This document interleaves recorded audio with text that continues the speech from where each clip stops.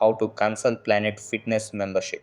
So, the first thing that you want to do is log into your Planet Fitness account online through the membership portal on the website.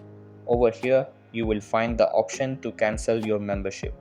After that, you can also visit your home club in person to cancel your membership directly. Then, if you prefer, you can send a written notification via mail to your home club requesting cancellation.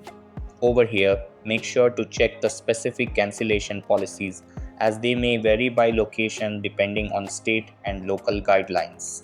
After that, remember to cancel by the 10th of the month if you want to stop monthly billing by the 17th, since billing changes can take up to 7 business days. Then, to avoid the annual fee, the cancellation must be completed by the 25th of the month before the annual fee date. Over here, if your membership has a minimum term and you cancel before it ends, a $58 buyout fee will be required. So that's all for this video.